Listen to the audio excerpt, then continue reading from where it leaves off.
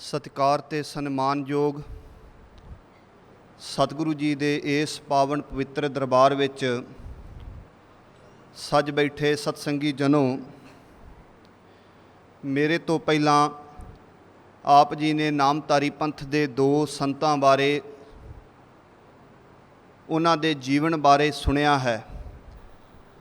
ਮੈਂ ਆਪਣੇ ਸਮੇਂ ਦੇ ਵਿੱਚ ਨਾਮਧਾਰੀ ਪੰਥ ਦੀ ਫੁਲਵਾੜੀ ਦੇ ਉਹ ਮਹਾਨ ਸਪੂਤ, ਉਹ ਮਹਾਨ ਸੰਤ ਸਾਧੂ ਜਿਨ੍ਹਾਂ ਨੇ ਆਪਣੀ ਸਾਰੀ ਜ਼ਿੰਦਗੀ ਸਤਿਗੁਰੂ ਰਾਮ ਸਿੰਘ ਸੱਚੇ ਪਾਤਸ਼ਾਹ ਜੀ ਦੇ ਇੱਕ ਬਚਨ ਦੇ ਉੱਤੇ, ਕਿ ਜਦੋਂ ਸਤਿਗੁਰੂ ਰਾਮ ਸਿੰਘ ਪਾਤਸ਼ਾਹ ਉਹਨਾਂ ਨੂੰ ਭਜਨ ਦਿੱਤਾ ਤੇ ਇਹ ਗੱਲ ਆਖੀ ਕਿ ਸਵਾਸ ਸਵਾਸ ਨਾਮ ਜਪਣਾ, ਤੇ ਉਹਨਾਂ ਨਾਮ ਜਪਿਆ, ਕੀਰਤ ਕੀਤੀ, ਸੇਵਾ ਕੀਤੀ, ਸੇਵਾ ਕਰਕੇ ਖਾਧਾ। ਐਸੇ ਮਹਾਨ ਸਾਧੂਆਂ ਦੇ ਵਿੱਚੋਂ ਇੱਕ ਸਾਧੂ ਦਾ ਜੀਵਨ ਮੈਂ ਆਪ ਜੀ ਦੇ ਸਾਹਮਣੇ ਰੱਖਣਾ ਹੈ। ਸਤਿਗੁਰੂ ਪ੍ਰਤਾਪ ਸਿੰਘ ਸੱਚੇ ਪਾਤਸ਼ਾਹ ਜੀ ਦਾ ਇੱਕ ਬਚਨ ਹੈ ਕਿ ਸਤਿਗੁਰੂ ਹਰੀ ਸਿੰਘ ਸੱਚੇ ਪਾਤਸ਼ਾਹ ਜੀ ਤੋਂ ਲੱਥ ਕੇ ਉਹ ਸ਼ਬਦ ਬੋਲਦੇ ਨੇ ਜਿਹੜੇ ਵਹਿਮੀ ਜੀ ਨੇ ਲਿਖੇ ਨੇ ਕਿ ਸਤਿਗੁਰੂ ਹਰੀ ਸਿੰਘ ਜੀ ਤੋਂ ਬਾਅਦ ਜੇ ਕਿਸੇ ਦੇ ਉੱਤੇ ਮੇਰਾ ਭਰੋਸਾ ਟਿਕਿਆ ਤਾਂ ਉਹ ਸੰਤ ਕੇਸਰ ਸਿੰਘ ਜੀ ਚੁਮਿੰਡੇ ਵਾਲੇ ਸਨ।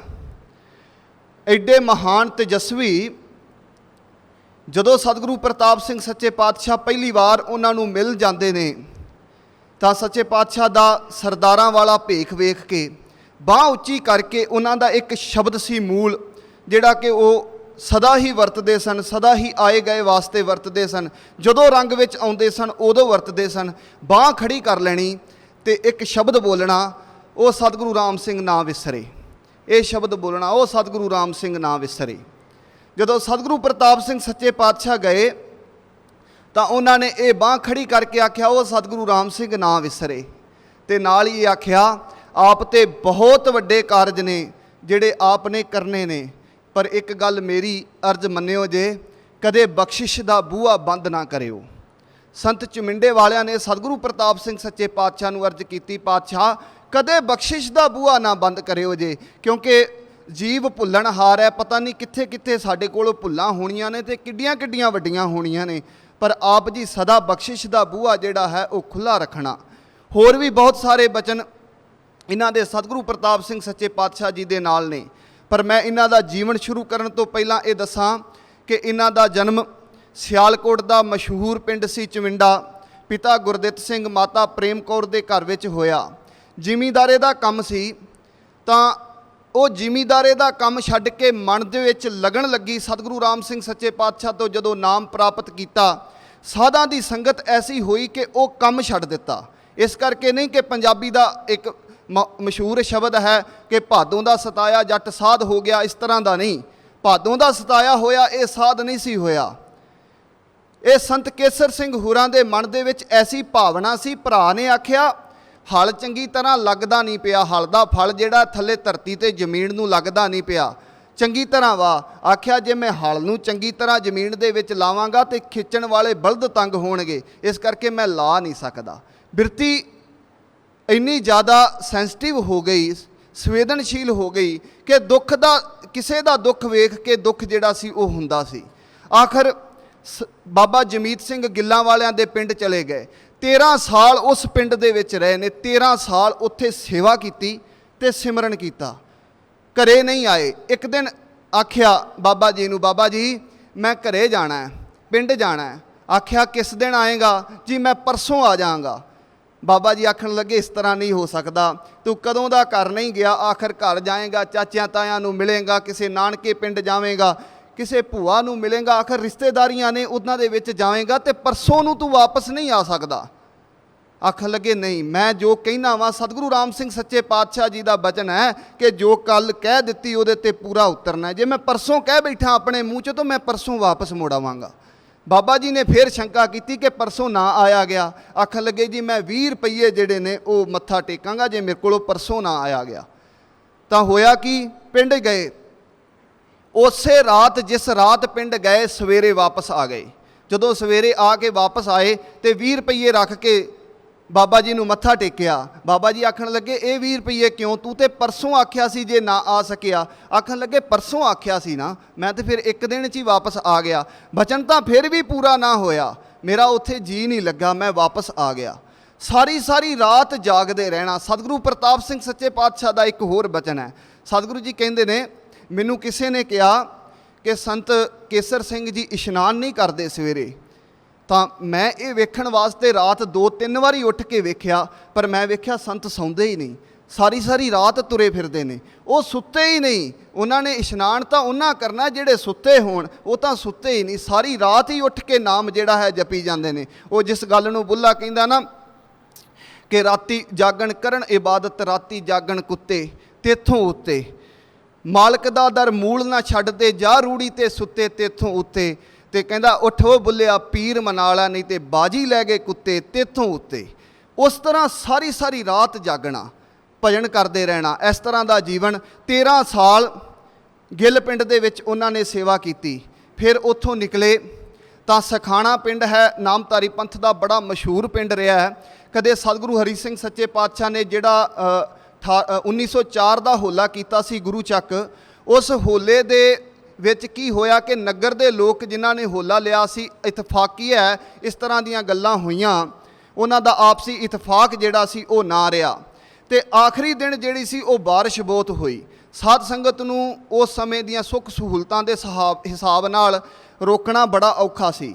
ਤੇ ਸਖਾਣੇ ਦਾ ਰਹਿਣ ਵਾਲਾ ਹੁਕਮ ਸਿੰਘ ਸ਼ਾਹ, ਜਿਹਦੀ ਸ਼ਾਹਗਿਰੀ ਚੱਲਦੀ ਸੀ ਉਸ ਇਲਾਕੇ ਦੇ ਵਿੱਚ, ਬੜਾ ਵੱਡਾ ਸ਼ਾਹ ਸੀ, ਆਪਣੇ ਨਗਰ ਵਿੱਚ ਧਰਮਸ਼ਾਲਾ ਬਣਾਈ ਸਤਿਗੁਰੂ ਰਾਮ ਸਿੰਘ ਸੱਚੇ ਪਾਤਸ਼ਾਹ ਦੇ ਸਿੱਖਾਂ ਵਾਸਤੇ। ਆਪਣੇ ਕਮਰੇ ਜਿਹੜੇ ਸਨ ਉਹ ਬਿਸਤਰਿਆਂ ਨਾਲ ਭਰ ਛੱਡਦਾ ਸੀ ਕਿ ਆਇਆ ਗਿਆ ਸਿੱਖ ਜਿਹੜਾ ਆ ਉਹਨੂੰ ਰਹਿਣ ਦੇ ਵਿੱਚ ਦਿੱਕਤ ਨਾ ਆਵੇ। ਤੇ ਲੰਗਰ ਉਹਦੇ ਘਰ ਦੇ ਵਿੱਚ ਚੱਲਦਾ ਸੀ। ਉਹਨੇ ਗੁਰੂ ਚੱਕ ਅਰਜ਼ ਕੀਤੀ ਸੀ, ਪਾਤਸ਼ਾਹ ਕਿਰਪਾ ਕਰੋ ਸਾਰੀ ਸੰਗਤ ਲੈ ਕੇ ਮੇਰੇ ਨਗਰ ਵਿੱਚ ਆਵੋ। ਤੇ ਸਤਿਗੁਰੂ ਪਾਤਸ਼ਾਹ 2 ਦਿਨ ਉਸ ਦੇ ਨਗਰ ਵਿੱਚ ਰਹੇ ਸੀ।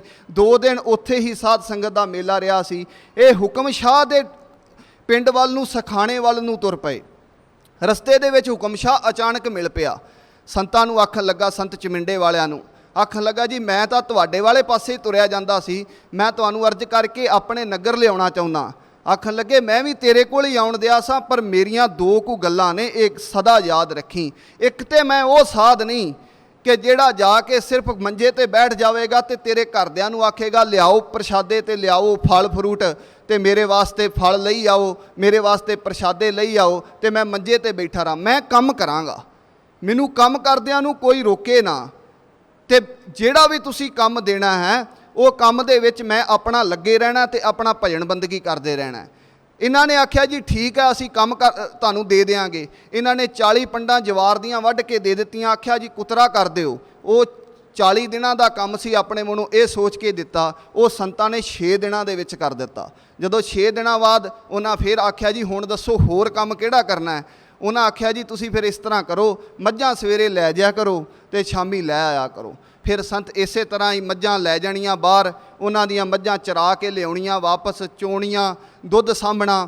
ਫਿਰ ਉਹਨਾਂ ਦੀ ਸੇਵਾ ਵੇਖ ਕੇ ਹੁਕਮ ਸਿੰਘ ਨੇ ਆਖਿਆ, ਤੁਸੀਂ ਲੰਗਰ ਦੇ ਵਿੱਚ ਲੱਗੋ, ਤੁਸੀਂ ਮੱਝਾਂ ਚਾਰਦੇ ਚੰਗੇ ਨਹੀਂ ਲੱਗਦੇ, ਤੁਸੀਂ ਐਸੇ ਸਾਧੂ ਹੋ। ਫਿਰ ਉਹ ਲੰਗਰ ਦੇ ਵਿੱਚ ਸੇਵਾ ਕਰਦੇ। ਤੇ ਲੰਗਰ ਵਾਸਤੇ ਵੀ ਉਹਨਾਂ ਦੀ ਇੱਕ ਸ਼ਰਤ ਸੀ ਕਿ ਭਾਵੇਂ ਕੋਈ ਹੋਵੇ, ਵੱਡਾ ਹੋਵੇ ਛੋਟਾ ਹੋਵੇ, ਵਰਤਾਰਾ ਇੱਕੋ ਵਰਗਾ ਵਰਤੇਗਾ। ਜਿਹੜਾ ਗੁਰੂ ਕੇ ਮਰਿਆਦਾ ਦੇ ਵਿੱਚ ਵਿਘਨ ਪਾਵੇਗਾ ਉਹਨੂੰ ਰੋਕ ਦਿੱਤਾ ਜਾਵੇਗਾ, ਭਾਵੇਂ ਕੋਈ ਵੀ ਹੋਵੇ। ਇਹ ਸੰਤਾਂ ਦੀ ਸ਼ਰਤ ਸੀ। ਤੇ ਉਹਨਾਂ ਸੰਤਾਂ ਨੇ ਉੱਥੇ ਲੰਗਰ ਦੇ ਵਿੱਚ ਸੇਵਾ ਨਿਭਾਈ। ਉੱਥੇ ਸੇਵਾ ਕਰਨ ਤੋਂ ਬਾਅਦ ਇੱਕ ਵਾਰੀ ਸੰਤ ਜੀ ਉੱਥੋਂ ਚੱਲ ਕੇ ਡਸਕਾ ਤਹਿਸੀਲ ਹੈ ਸਿਆਲਕੋਟ ਦੀ, ਉਸ ਤਹਿਸੀਲ ਦਾ ਰਹਿਣ ਵਾਲਾ ਸੇਠ ਮੋਹਰ ਸਿੰਘ ਉਹਦੇ ਘਰ ਵਿੱਚ ਆ ਗਏ। ਇਹਦੇ ਪਿਤਾ ਦਾ ਨਾਮ ਵੀ ਹੁਕਮ ਸਿੰਘ ਸੀ। ਹੁਕਮ ਸਿੰਘ ਨੇ ਅਰਜ਼ ਕੀਤੀ, ਸੰਤ ਜੀ 1 ਮਹੀਨਾ ਸਾਡੇ ਘਰੇ ਰਹੋ। ਤਾਂ ਆਖਿਆ, ਜੀ 1 ਮਹੀਨਾ ਤੁਹਾਡੇ ਘਰ ਰਵਾਂਗੇ, ਪਰ ਅਸੀਂ ਕੰਮ ਕਰਨਾ ਹੈ, ਅਸੀਂ ਬਿਨਾਂ ਕੰਮ ਤੋਂ ਇੱਥੇ ਬੈਠਣਾ ਨਹੀਂ। ਕੋਈ ਨਾ ਕੋਈ ਸਾਧ ਸੰਗਤ ਦੇ ਭਾਵੇਂ ਭਾਂਡੇ ਮਾਂਜੇ ਜਾਈਏ, ਅਸੀਂ ਕੰਮ ਜ਼ਰੂਰ ਕਰਾਂਗੇ ਨਾਲ। ਤੇ ਉੱਥੇ 1 ਮਹੀਨਾ ਨਹੀਂ, ਫਿਰ 1 ਸਾਲ ਰਹੇ, ਕਿਉਂਕਿ ਉਹ ਹੁਕਮ ਸਿੰਘ ਜਿਹੜਾ ਸੀ ਉਹ ਬਾਰ-ਬਾਰ ਅਰਜ਼ਾਂ ਕਰੇ, ਸੰਤ ਜੀ ਜਾਇਓ ਨਾ, ਜਾਇਓ ਨਾ। ਅੰਤ ਜਦੋਂ ਸਾਲ ਹੋਇਆ ਤਾਂ ਉਦੋਂ ਵੀ ਉਹ ਇਹੀ ਗੱਲ ਕਹਿੰਦਾ ਸੀ ਕਿ ਸਾਲ ਜਿਹੜਾ ਹੈ, ਜਿਹੜਾ ਆਪ ਜੀ ਨੇ ਮਹੀਨਾ ਆਖਿਆ ਸੀ, ਉਹ ਕਈ ਵਰਿਆਂ ਦਾ ਹੋ ਜਾਏ, ਤੁਸੀਂ ਮੇਰੇ ਘਰ ਦੇ ਵਿੱਚੋਂ ਤੁਰੋ ਨਾ।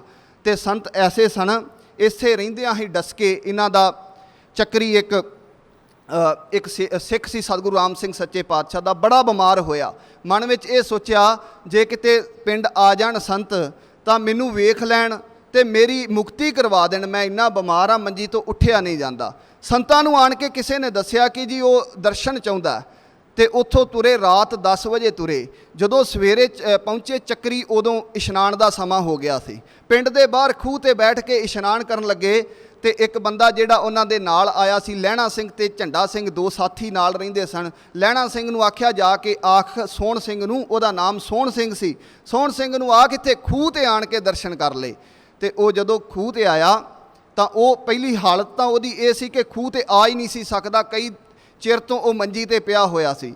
ਘਰ ਦੇ ਹੈਰਾਨ ਹੋ ਗਏ ਕਿ ਉਹ ਉੱਠ ਕੇ ਖੂਹ ਤੱਕ ਆਇਆ ਤੇ ਖੂਹ ਤੇ ਆਣ ਕੇ ਜਦੋਂ ਉਹਨੇ ਗੱਲ ਆਖੀ, ਆਖਣ ਲੱਗਾ ਸੰਤ ਜੀ ਕਿਰਪਾ ਕਰੋ, ਜਾਂ ਤੇ ਅੱਜ ਹੀ ਮੈਂ ਚਲਾ ਜਾਵਾਂ ਇਸ ਸੰਸਾਰ ਤੇ ਜਾਂ ਫਿਰ ਮੇਰੀ ਜ਼ਿੰਦਗੀ ਸਿਹਤਮੰਦ ਹੋਵੇ, ਮੇਰੀ ਕੋਈ ਜ਼ਿੰਦਗੀ ਜੇ ਜੋੜਨੀ ਹੈ ਤੇ ਸਿਹਤਮੰਦ ਜੋੜ ਦਿਓ। ਤੇ ਉਹੀ ਗੱਲ ਜਿਹੜਾ ਸੰਤ ਆਖਦੇ ਹੁੰਦੇ ਸਨ, ਬਾਂਹ ਖੜੀ ਕੀਤੀ ਤੇ ਉੱਚੀ ਆਵਾਜ਼ ਮਾਰੀ, ਇੱਕ ਹੂਕ ਮਾਰਦੇ ਸਨ। ਸੰਤ ਇੰਦਰ ਸਿੰਘ ਚੱਕਰਵਰਤੀ ਲਿਖਦੇ ਨੇ, ਮੈਨੂੰ ਸਤਿਗੁਰੂ ਪ੍ਰਤਾਪ ਸਿੰਘ ਸੱਚੇ ਪਾਤਸ਼ਾਹ ਭੇਜਿਆ ਸੀ, ਤੂੰ ਜਾ ਕੇ ਉਹਨਾਂ ਦਾ ਹਾਲ ਚਾਲ ਪੁੱਛ ਕੇ ਆ, ਉਹਨਾਂ ਬਾਰੇ ਲਿਖ ਕੇ ਲਿਆ। ਕਹਿੰਦੇ ਜਦੋਂ ਮੈਂ ਗਿਆ ਤਾਂ ਸੱਚਮੁੱਚ ਜਦੋਂ ਉਹ ਬਾਂਹ ਖੜੀ ਕਰਕੇ ਇਹ ਕਹਿੰਦੇ ਸਨ, ਉਹ ਗੁਰੂ ਰਾਮ ਸਿੰਘ ਨਾ ਵਿਸਰੇ, ਤਾਂ ਉਹ ਕਲੇਜਾ ਕੱਢ ਲੈਂਦੇ ਸਨ। ਐਸੀ ਆਵਾਜ਼ ਸੀ, ਉਸ ਆਵਾਜ਼ 'ਚ ਕਸ਼ਿਸ਼ ਸੀ ਕਿ ਕਲੇਜਾ ਕੱਢ ਲੈਂਦੇ ਸਨ ਜਦੋਂ ਬਾਂਹ ਖੜੀ ਕਰਕੇ ਕਹਿੰਦੇ ਸਨ, ਉਹ ਗੁਰੂ ਰਾਮ ਸਿੰਘ ਨਾ ਵਿਸਰੇ। ਕਹਿੰਦੇ ਉਹਨਾਂ ਨੇ ਸੋਹਣ ਸਿੰਘ ਨੂੰ ਆਖਿਆ, ਉਹ ਗੁਰੂ ਰਾਮ ਸਿੰਘ ਨਾ ਵਿਸਰੇ। ਇਹ ਗੱਲ ਕਹਿ ਕੇ ਆਖਣ ਲੱਗੇ, ਸੋਹਣ ਸਿੰਘਾ ਤੇਰੀ ਜ਼ਿੰਦਗੀ ਸਿਹਤ ਯਾਬੀ ਦੀ ਲਿਖ ਦਿੱਤੀ ਹੈ, ਪਰ ਯਾਦ ਰੱਖੀ ਆ ਜਿਹੜੀ ਬਾਂਹ ਖੜੀ ਹੈ ਇਹ ਕੇਸਰ ਸਿੰਘ ਦੀ ਨਹੀਂ, ਇਹ ਗੁਰੂ ਰਾਮ ਸਿੰਘ ਦੀ ਕਿਰਪਾ ਹੀ। ਕਿਤੇ ਇਹ ਸੋਚ ਲੈ ਕਿ ਕੇਸਰ ਸਿੰਘ ਲਿਖ ਕੇ ਗਿਆ, ਕੇਸਰ ਸਿੰਘ ਕੁਛ ਨਹੀਂ ਕਰ ਸਕਦਾ, ਇਹ ਗੁਰੂ ਰਾਮ ਸਿੰਘ ਦੀ ਕਿਰਪਾ ਹੈ। ਤਾਂ ਸੰਤ ਉੱਥੋਂ ਗੁੱਜਰਾਂ ਵਾਲੇ ਆ ਜਾਂਦੇ ਨੇ। ਗੁੱਜਰਾਂ ਵਾਲਾ ਉਹ ਨਗਰ ਹੈ ਜਿੱਥੇ ਦੋ ਨਾਮਧਾਰੀ ਪੰਥ ਦੇ ਦੋ ਮਹਾਨ ਸੰਤ ਜਿਹੜੇ ਨੇ ਉਹ ਰਹਿੰਦੇ ਨੇ, ਸੰਤ ਕੇਸਰ ਸਿੰਘ ਜੀ ਚੁੱਪ ਤੇ ਸੰਤ ਕੇਸਰ ਸਿੰਘ ਜੀ ਚਮਿੰਡੇ ਵਾਲੇ। ਇਹ ਦੋਵੇਂ ਹੀ ਇੱਥੇ ਰਹਿੰਦੇ ਨੇ। ਸੰਤ ਜੀ ਨੇ ਇੱਥੇ ਜਿਹੜਾ ਆਪਣਾ ਡੇਰਾ ਸੀ ਸਭ ਤੋਂ ਪਹਿਲਾਂ ਗੁਰਦਿੱਤ ਸਿੰਘ ਦੇ ਘਰੇ ਕੀਤਾ। ਉਸ ਤੋਂ ਬਾਅਦ ਇਹ ਡੇਰਾ ਜਿਹੜਾ ਸੀ ਸੂਬਾ ਗੰਡਾ ਸਿੰਘ ਜੀ ਦੇ ਘਰ ਆਇਆ, ਜਿਹੜੇ ਬਾਅਦ 'ਚੋਂ ਸਤਿਗੁਰੂ ਜਗਜੀਤ ਸਿੰਘ ਸੱਚੇ ਪਾਤਸ਼ਾਹ ਜੀ ਨੇ ਸੂਬਾ ਥਾਪੇ ਸਨ ਦਿੱਲੀ ਦੇ, ਸੂਬਾ ਗੰਡਾ ਸਿੰਘ ਜੀ। ਇਹ ਮਿਸਤਰੀ ਗੰਡਾ ਸਿੰਘ ਹੋਰਾਂ ਦੇ ਘਰ ਜਦੋਂ ਡੇਰਾ ਹੋਇਆ, ਇੱਥੇ ਹੀ ਸਾਧ ਸੰਗਤ ਜਿਹੜੀ ਸੀ ਉਹ ਦਰਸ਼ਨ ਕਰਦੀ ਸੀ। ਇੱਥੋਂ ਇੰਦਰ ਸਿੰਘ ਦੇ ਘਰ, ਜਥੇਦਾਰ ਇੰਦਰ ਸਿੰਘ ਦੇ ਘਰ ਵੀ 2 ਦਿਨ ਰਹਿੰਦੇ ਸਨ। ਬਹੁਤ ਨਗਰ ਦੀ ਸੰਗਤ ਆਉਂਦੀ ਸੀ, ਬਾਹਰੋਂ ਦੂਰੋਂ, ਜਿੱਥੋਂ ਵੀ ਕਿਸੇ ਨੂੰ ਪਤਾ ਲੱਗਦਾ ਸਤਿਗੁਰੂ ਪ੍ਰਤਾਪ ਸਿੰਘ ਸੱਚੇ ਪਾਤਸ਼ਾਹ ਬਹੁਤ ਜ਼ਿਆਦਾ ਗੁੱਜਰਾਂ ਵਾਲੇ ਜਾ ਕੇ ਸੰਤਾਂ ਨੂੰ ਜਾ ਕੇ ਦਰਸ਼ਨ ਦਿੰਦੇ ਸਨ। ਤੇ ਉਹਨਾਂ ਦੀ ਵੀ ਇਹੀ ਮੰਗ ਸੀ ਕਿ ਪਾਤਸ਼ਾਹ ਕਿਰਪਾ ਕਰਨੀ, ਤੁਸੀਂ ਆਉਣਾ, ਤੁਹਾਡੇ ਆਉਣ ਦੇ ਨਾਲ ਸੰਗਤ ਦਾ ਮੇਲਾ ਜਿਹੜਾ ਹੈ ਉਹ ਬਣ ਜਾਂਦਾ ਹੈ। ਉੱਥੇ ਮਾਈਆਂ ਭਾਈਆਂ ਦਾ ਮੇਲਾ ਜਿਹੜਾ ਸੀ ਉਹ ਸਦਾ ਹੀ ਬਣਿਆ ਰਹਿੰਦਾ। ਦੂਸਰੀ ਧਰਮਸ਼ਾਲਾ ਜਿਹਦੇ ਵਿੱਚ ਸੰਤ ਕੇਸਰ ਸਿੰਘ ਜੀ ਚੁੱਪ ਰਹਿੰਦੇ ਸਨ। ਫਿਰ ਸੰਤਾਂ ਦੇ ਸਤਿਗੁਰੂ ਪ੍ਰਤਾਪ ਸਿੰਘ ਸੱਚੇ ਪਾਤਸ਼ਾਹ ਦਾ ਇੱਕ ਹੋਰ ਬਚਨ ਹੈ ਇਹਨਾਂ ਬਾਰੇ। ਸਤਿਗੁਰੂ ਜੀ ਕਹਿੰਦੇ ਨੇ, ਮੈਂ ਐਸੇ ਦੁਨੀਆ 'ਤੇ ਵਿਰਲੇ ਮਹਾਨ ਪੁਰਸ਼ ਵੇਖੇ ਨੇ ਜਿਹੜੇ ਜੜ ਤੇ ਚੇਤਨ ਮਾਇਆ ਤੋਂ ਨਿਰਲੇਪ ਨੇ। ਸੰਤਾਂ ਨੂੰ ਜਿਹੜਾ ਵੀ ਕੋਈ ਆਣ ਕੇ ਮੱਥਾ ਟੇਕਦਾ ਸੀ, ਸੰਤ ਇੱਕੋ ਹੀ ਗੱਲ ਕਹਿੰਦੇ ਸਨ, 1 ਰੁਪਈਆ ਭਾਵ 16 ਆਨੇ ਰੱਖ ਜਾ, ਬਾਕੀ ਆਪਣੇ ਪੈਸੇ ਜਿਹੜੇ ਨੇ ਉਹ ਚੁੱਕ ਲੈ। ਉਹਨਾਂ 16 ਆਨਿਆਂ ਦੇ ਵਿੱਚੋਂ 8 ਆਨੇ ਉਹ ਦੂਸਰੀ ਧਰਮਸ਼ਾਲਾ ਜਿਸ ਸੰਤ ਚੁੱਪ ਰਹਿੰਦੇ ਸਨ ਉੱਥੇ ਭੇਜ ਦਿੰਦੇ ਸਨ, ਕਿਉਂਕਿ ਉੱਥੇ ਲੰਗਰ ਚੱਲਦਾ ਸੀ ਸਤਿਗੁਰੂ ਰਾਮ ਸਿੰਘ ਜੀ ਦਾ, ਉੱਥੇ ਭੇਜ ਦੇਣੇ। ਤੇ ਕੁਛ ਆਨੇ ਉਹਨਾਂ ਨੇ ਉੱਥੇ ਲੋੜਵੰਦਾਂ ਨੂੰ ਵੰਡਣੇ, ਤੇ ਕੁਛ ਆਨੇ ਉਹਨਾਂ ਨੇ ਆਪਣੇ ਕਿਸ ਕੱਪੜੇ ਦੇ ਵਿੱਚ ਬੰਨ੍ਹ ਕੇ ਟੰਗ ਦੇਣੇ। ਕਿਸੇ ਨੇ ਆਉਣਾ ਵੇਖਣਾ, ਪੈਸੇ ਟੰਗੇ ਹੋਏ ਨੇ, ਵਾਹਵਾ ਪੈਸੇ ਹੋ ਗਏ, ਇਹ ਆਨੇ ਕਰਕੇ ਵਾਹਵਾ ਪੈਸੇ ਹੋ ਗਏ, ਤਾਂ ਉਹਨਾਂ ਨੇ ਕਹਿਣਾ, ਸੰਤ ਜੀ ਕੋਈ ਚੋਰ ਚੋਰੀ ਕਰ ਲਏਗਾ। ਆਖਣਾ ਇਹ ਨਹੀਂ ਕੋਈ ਚੋਰੀ ਕਰਦਾ, ਇਹ ਵੱਡੇ ਘਰ ਦੇ ਰੁਪਈਏ ਨੇ ਭਾਈ। ਜਦੋਂ ਸਤਿਗੁਰੂ ਪ੍ਰਤਾਪ ਸਿੰਘ ਸੱਚੇ ਪਾਤਸ਼ਾਹ ਜਾਣਾ, ਉਹ ਪੈਸੇ ਰੱਖਣੇ। ਜਾਂ ਕਿਸੇ ਨੇ ਭੈਣੀ ਸਾਹਿਬ ਆਖਣਾ, ਸੰਤਾਂ ਤੋਂ ਮਿਲ ਕੇ ਆਖਣਾ, ਜੀ ਮੈਂ ਭੈਣੀ ਸਾਹਿਬ ਨੂੰ ਜਾ ਰਿਹਾ, ਆਖਣਾ ਭਾਈ ਲੋ ਲੰਗਰ ਦੇ ਰੁਪਈਏ ਨੇ, ਇਹ ਲੈ ਜਾ, ਇਹ ਲੰਗਰ ਦੇ ਰੁਪਈਏ ਨੇ। ਉਹਨਾਂ ਨੇ ਇਸੇ ਤਰ੍ਹਾਂ ਉਹ ਰੁਪਈਏ ਜਿਹੜੇ ਸਨ ਉਹ ਰੱਖਣੇ। ਤੇ ਸਤਿਗੁਰੂ ਪ੍ਰਤਾਪ ਸਿੰਘ ਸੱਚੇ ਪਾਤਸ਼ਾਹ ਕਹਿੰਦੇ ਉਹ ਜੜ ਚੇਤਨ ਮਾਇਆ ਤੋਂ ਜਿਹੜੇ ਸਨ ਉਹ ਨਿਰਲੇਪ ਸਨ। ਜਦੋਂ 1925 ਦਾ ਹੋਲਾ ਅੰਮ੍ਰਿਤਸਰ ਸਾਹਿਬ ਹੁੰਦਾ ਤੇ ਸਤਿਗੁਰੂ ਪ੍ਰਤਾਪ ਸਿੰਘ ਸੱਚੇ ਪਾਤਸ਼ਾਹ ਉਸ ਹੋਲੇ ਦੇ ਵਿੱਚ ਦਰਸ਼ਨ ਦਿੰਦੇ ਨੇ। ਗੁੱਜਰਾਂ ਵਾਲੇ ਦੀ ਸੰਗਤ ਨੇ ਸੰਤਾਂ ਨੂੰ ਅੱਗੇ ਲਾ ਕੇ ਇਹ ਅਰਜ਼ ਕਰਵਾਈ ਕਿ ਅਗਲਾ ਹੋਲਾ ਜਿਹੜਾ ਹੈ ਗੁੱਜਰਾਂ ਵਾਲੇ ਨੂੰ ਮਿਲਣਾ ਚਾਹੀਦਾ। ਤਾਂ ਸੰਤਾਂ ਨੇ ਅਰਜ਼ ਕੀਤੀ, ਸਤਿਗੁਰੂ ਸੱਚੇ ਪਾਤਸ਼ਾਹ ਜੀ ਨੇ ਪ੍ਰਵਾਨਗੀ ਦਿੱਤੀ ਕਿ ਹੋਲਾ ਜਿਹੜਾ ਅਗਲਾ ਗੁੱਜਰਾਂ ਵਾਲੇ ਹੋਵੇਗਾ। ਹੋਲਾ ਮਿਲ ਗਿਆ, ਸੰਗਤ ਨੂੰ ਬੜੀ ਖੁਸ਼ੀ ਹੋਈ। ਸੰਗਤ ਹੱਸਦੀ ਸ਼ਬਦ ਗਾਉਂਦੀ ਵਾਪਸ ਆ ਰਹੀ ਸੀ। ਵਾਪਸ ਆਉਂਦੀ ਸੰਗਤ ਨੂੰ ਰਸਤੇ ਦੇ ਵਿੱਚ ਸੰਤਾਂ ਨੇ ਆਖਿਆ, ਗੱਲ ਇਸ ਤਰ੍ਹਾਂ ਆ, ਹੋਲਾ ਤੁਹਾਨੂੰ ਮਿਲ ਗਿਆ, ਸੇਵਾ ਕਰਨੀ ਹੈ ਤੁਸੀਂ, ਮਨ ਨਾਲ, ਤਨ ਨਾਲ, ਧਨ ਨਾਲ ਸੇਵਾ ਕਰਨੀ ਹੈ, ਪਰ ਮੈਂ ਚਲੇ ਜਾਣਾ। ਤਾਂ ਇਹ ਗੱਲ ਜਦੋਂ ਹੋਈ, ਸਾਰੇ ਆਖਣ, ਸੰਤ ਜੀ ਮੇਲਾ ਲਿਆ, ਬੜੇ ਚਾਵਾਂ ਦੇ ਨਾਲ ਮੇਲਾ ਵੇਖ ਜਾਵੋ। ਆਪ ਜੀ ਦੇ ਤੇ ਹੱਥ ਵੱਸ ਹੈ, ਜੇ ਤੁਸੀਂ ਕਹਿੰਦੇ ਹੋ ਮੈਂ ਚਲੇ ਜਾਣਾ, ਇਹਦਾ ਮਤਲਬ ਤੁਸੀਂ ਆਪਣੇ ਆਪ ਨੂੰ ਰੋਕ ਵੀ ਸਕਦੇ ਹੋ। ਨਹੀਂ ਆਖਿਆ ਨਹੀਂ, ਸਤਿਗੁਰੂ ਰਾਮ ਸਿੰਘ ਸੱਚੇ ਪਾਤਸ਼ਾਹ ਉਸ ਅਕਾਲ ਪੁਰਖ ਦਾ ਹੁਕਮ ਹੈ, ਹੁਕਮ ਦੇ ਵਿੱਚ ਕੁਤਾਹੀ ਨਹੀਂ ਕਰਨੀ, ਰੋਕ ਨਹੀਂ ਪਾਉਣੀ। ਮੈਂ ਚਲੇ ਜਾਣਾ, ਤੁਸੀਂ ਮੇਲਾ ਤਨ ਮਨ ਧਨ ਦੇ ਨਾਲ ਸੇਵਾ ਜਿਹੜੀ ਹੈ ਨਿਭਾਉਣਾ, ਸਾਧ ਸੰਗਤ ਨੇ ਤੁਹਾਡੇ ਤੱਕ ਆਉਣਾ ਤੇ ਤੁਸੀਂ ਉਹਨਾਂ ਦੀ ਸੇਵਾ ਕਰਨੀ ਹੈ। ਆਖਰ ਸੰਤਾਂ ਦੀ ਚੜ੍ਹਾਈ ਕਰਨ ਤੋਂ ਭਾਦਰੋਂ 27 ਨੂੰ ਸੰਤ ਚੜ੍ਹਾਈ ਕੀਤੇ ਨੇ 1925, ਉਹਨਾਂ ਦੇ ਚੜ੍ਹਾਈ ਕਰਨ ਤੋਂ 2 ਦਿਨ ਪਹਿਲਾਂ ਸੰਤ ਕੇਸਰ ਸਿੰਘ ਜੀ ਚੁੱਪ ਹੁਰਾਂ ਨੇ ਸਾਰੀ ਸਾਧ ਸੰਗਤ ਨੂੰ ਕਹਿ ਦਿੱਤਾ ਸੀ, ਨਾਮਧਾਰੀ ਸੰਗਤ ਨੂੰ, ਕਿ ਜਿਨ੍ਹਾਂ ਨੇ ਸੰਤਾਂ ਦੇ ਦਰਸ਼ਨ ਕਰਨੇ ਨੇ ਉਹ ਜਾ ਕੇ ਦਰਸ਼ਨ ਕਰ ਲੈਣ, ਕਿਉਂਕਿ ਸੰਤਾਂ ਨੇ ਹੁਣ ਇਸ ਸੰਸਾਰ ਤੋਂ ਚਲੇ ਜਾਣਾ, ਉਹਨਾਂ ਨੇ ਸਰੀਰ ਤਿਆਗ ਦੇਣਾ। ਸੰਤਾਂ ਦਾ ਆਪਣੀ ਖੁਰਾਕ ਕੀ ਸੀ? ਸਾਰੀ ਜ਼ਿੰਦਗੀ ਉਹ ਬੇਹੰਗਮ ਰਹੇ, ਪਰ ਯਾਦ ਰੱਖਣਾ ਉਹਨਾਂ ਦੀ ਖੁਰਾਕ ਕੀ ਸੀ? 5 ਜਿਹੜੇ ਬਦਾਮ ਤੇ 5 ਹੀ ਕਾਲੀਆਂ ਮਿਰਚਾਂ, ਉਹ ਘੋਟ ਕੇ ਸ਼ਰਦਾਈ ਪੀਣੀ, ਉਹ ਸਾਰੇ ਦਿਨ ਦਾ ਉਹਨਾਂ ਦਾ ਆਹਾਰ ਸੀ। ਹੋਰ ਉਹਨਾਂ ਨੂੰ ਜ਼ਰੂਰਤ ਹੀ ਨਹੀਂ ਸੀ ਇਸ ਕਿਸਮ ਦੀ ਪੈਂਦੀ। ਅਲਪਹਾਰ ਸੁਲਫਸੀ ਨਿੰਦਰਾ ਉਹਨਾਂ ਨੇ ਜੀਵਨ ਭਰ ਆਪਣਾ ਨਿਭਾਇਆ, ਤੇ ਜਿੰਨਾ ਚਿਰ ਉਹ ਰਹੇ ਆਪਣੀ ਦੇਹ ਦਾ ਸਾਰਾ ਜਿਹੜਾ ਕਾਰਜ ਸੀ ਉਹ ਆਪ ਕਰਦੇ ਰਹੇ ਤੇ ਸੇਵਾ ਕਰਦੇ ਰਹੇ। ਬੈਠ ਕੇ ਉਹਨਾਂ ਨੇ ਇਸ ਤਰ੍ਹਾਂ ਨਹੀਂ ਆਖਿਆ ਕਿ ਸੇਵਾ ਸੰਗਤ ਕਰੇਗੀ ਜਾਂ ਕੋਈ ਕਰੇਗਾ, ਉਹ ਆਪ ਸੇਵਾ ਕਰਦੇ ਰਹੇ ਤੇ ਆਖਰੀ ਸਮੇਂ ਤੱਕ ਉਹਨਾਂ ਨੇ ਇਸੇ ਤਰ੍ਹਾਂ ਇਸ ਸਰੀਰ ਨੂੰ ਇਸ ਤਰ੍ਹਾਂ ਛੱਡ ਦਿੱਤਾ ਜਿਵੇਂ ਸੱਪ ਕੁੰਜ ਜਿਹੜਾ ਹੈ ਲਾ ਦਿੰਦਾ, ਜਿਵੇਂ ਫੁੱਲ ਆਪਣੀ ਖੁਸ਼ਬੂ ਖਿਲਾਰ ਕੇ ਇੱਕਦਮ ਹੀ ਉਹ ਇੱਕ ਰਾਤ ਦੇ ਵਿੱਚ ਹੀ ਜਿਹੜਾ ਹੈ ਉਹ ਬਿਲਕੁਲ ਮੁਰਝਾ ਜਾਂਦਾ ਹੈ। ਇਸੇ ਤਰ੍ਹਾਂ ਸੰਤਾਂ ਦਾ ਸਰੀਰ ਜਿਹੜਾ ਸੀ ਬਿਲਕੁਲ ਇੱਕਦਮ ਜਿਹੜਾ ਹੈ ਉਹ ਸ਼ਾਂਤ ਹੋ ਗਿਆ। ਆਪਣੇ ਜੀਵਨ ਨੂੰ ਸਾਰਾ ਜੀਵਨ ਜਿਹੜਾ ਸੀ ਨਾਮਧਾਰੀ ਪੰਥ ਦੀ ਸੇਵਾ ਕੀਤੀ, ਜਿੱਥੇ ਜਿੱਥੇ ਵੀ ਕੋਈ ਸਾਧ ਸੰਗਤ ਸੀ ਉੱਥੇ ਉੱਥੇ ਜਾ ਕੇ ਵੀ ਸੇਵਾ ਕੀਤੀ। ਸਤਿਗੁਰੂ ਪ੍ਰਤਾਪ ਸਿੰਘ ਸਤਿਗੁਰੂ ਹਰੀ ਸਿੰਘ ਸੱਚੇ ਪਾਤਸ਼ਾਹ ਉੱਤੇ ਉਹੀ ਨਿਸ਼ਚਾ ਰੱਖਿਆ ਜਿਹੜਾ ਸਤਿਗੁਰੂ ਰਾਮ ਸਿੰਘ ਸੱਚੇ ਪਾਤਸ਼ਾਹ ਤੋਂ ਭਜਨ ਲੈਣ ਦੇ ਸਮੇਂ ਸੀ। ਇਸ ਤਰ੍ਹਾਂ ਦਾ ਜੀਵਨ ਸੀ ਸੰਤਾਂ ਦਾ। ਇੰਨੀਆਂ ਕੁ ਅਰਜ਼ਾਂ ਕਰਦਾ ਹੋਇਆ ਖਿਮਾ ਦਾ ਜਾਚਕ ਹਾਂ।